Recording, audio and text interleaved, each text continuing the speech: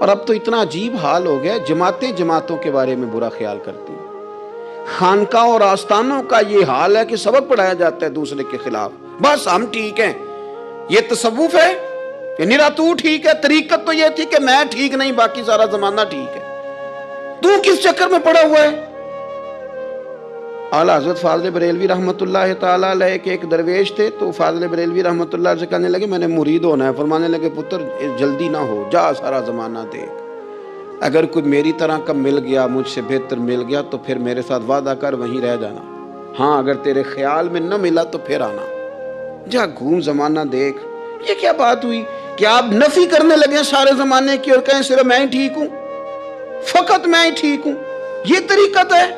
اور تصوف والے تو لوگ یہ کہا کرتے تھے میں تے بندہ ٹھگ جے لوکو، میں تے بندہ چور، اور جس دا خلقت کلمہ پڑھ دی او محمد ہور۔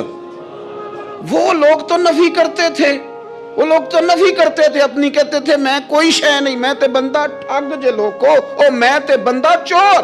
میاں محمد بخش صاحب رحمۃ اللہ علیہ، ایک عالم نگار نے لکھا تھا کہ وہ کچھ لوگ نا سکھ ہندو یہاں رہتے تھے تو ان کا نام محمد تھا چونکہ، تو بات کو شبہ پڑ گیا کہ شاید جن کا لوگ کلمہ پڑھتے ہیں نا مسلمان، معاذ اللہ یہ وہ والے ہیں۔ تو میاں صاحب اپنے بارے میں کیا کہے، او میں تے بندہ ٹھگ جے لوکو، میں تے بندہ چور، جس دا خلقت کلمہ پڑھ دی او محمد ہور، او میں تو ایک ٹھگ ہوں۔ حضرت میاں شیر محمد صاحب شرک پوری رحمۃ اللہ علیہ سرتاج ہیں اولیاء کے، پیر سید اسماعیل شاہ صاحب بخاری حضرت کرما والا شریف والے، وہ کہتے ہیں میں بیعت ہونے کے لیے جب شرک پور شریف آ رہا تھا تو رستے میں مجھے ایک بزرگ مل گئے، تو مجھے کہنے لگے کدھر جا رہے ہو، کون ہو؟ میں نے کہا میں سید ہوں اور میاں صاحب سے بیعت ہونے جا رہا ہوں۔ تو مجھے کہنے لگے وہ تو دنیا دار ہے، جیبوں میں ہاتھ ڈالتا ہے لوگوں کی، تو سید ہو کے ارائیں کے پیچھے کیا لینے جا رہا ہے؟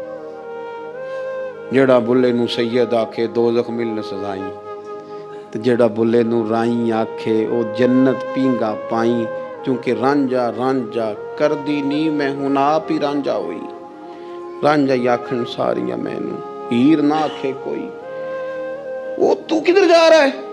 کہتے میں نے کہا بابا زیادہ باتیں نہ کر ناراض ہو جاؤں گا۔ کہتے ہیں بابے نے کئی دفعہ رستے میں مجھے منع کیا نہ جانا نہ جانا، فلانی جگہ چلا جا فلانی جگہ، لیکن میں چلا گیا، میری طلب صادق تھی۔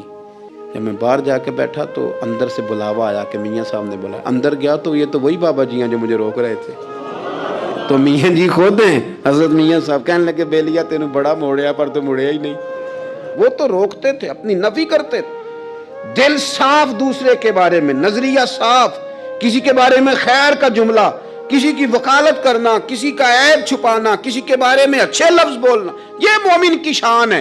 مومن کا دل ایسے سونا، میرے نبی پاک صلی اللہ تعالی وسلم نے فرمایا یہ میرا زید بن حارثہ ہے، اس کا دل اللہ نے نور ایمان سے بھر دیا ہے، ایمان سے دل بھر دیا رب تعالیٰ نے۔ ایک دن صبح صبح حضور نے پوچھا، اور داتا صاحب نے اس کو لکھا ہے، نبی پاک نے پوچھا آج تم نے صبح کس طرح کی؟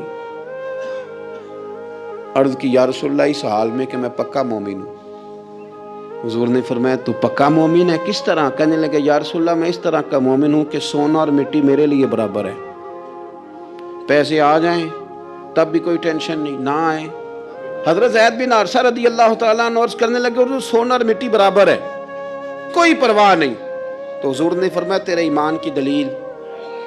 عرض کرنے لگے یا رسول اللہ میرے ایمان کی شان اور دلیل یہ ہے کہ میں یہاں زمین پہ بیٹھ کے نظر اٹھاؤں تو میری نظر اللہ کے عرش تک جاتی ہے، میں بتا سکتا ہوں کہ جنتی جنت میں جا رہے ہیں اور راضی ہیں، جہنمی جہنم میں جا رہے ہیں اور چیخ رہے ہیں، میں بتا سکتا ہوں۔